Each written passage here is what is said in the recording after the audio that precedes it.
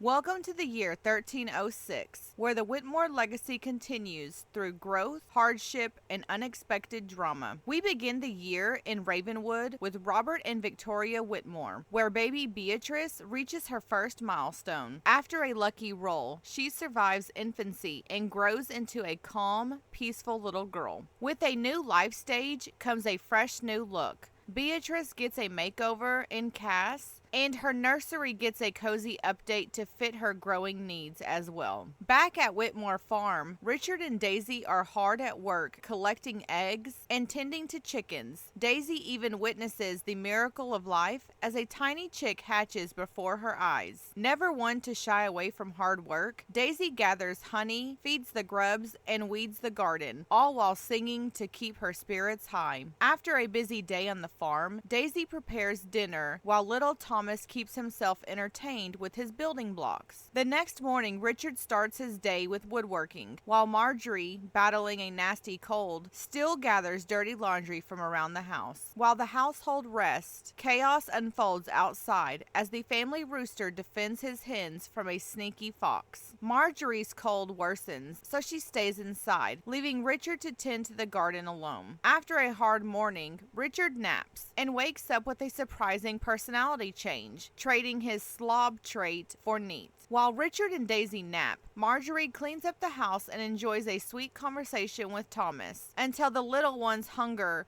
brings their chat to an end. The past returns when Henry Whitmore's ghost pays the family a visit and spends most of his time flirting shamelessly with Daisy while Richard sleeps. Motivated by Henry's ghostly complaints about the mess, Daisy gets up and starts cleaning the house from top to bottom. Richard, now awake, braves the rain to cook a fresh fish dinner for his family. After dinner prep, Daisy shares a heartfelt bedtime story with Thomas, nurturing his love of learning. The lessons continue as Daisy teaches Thomas to read, pouring all of her energy into ensuring he has a strong start. Lost in motherly duties, Daisy forgets her own needs and has an accident on the kitchen floor. She quickly takes advantage of the rain, bathing under the open sky while Richard sets the table for dinner. During dinner, tension boils over. Richard confronts Daisy about her flirtations with his ghostly father. Whatever was said must have been harsh because Daisy immediately declares she hates malicious interactions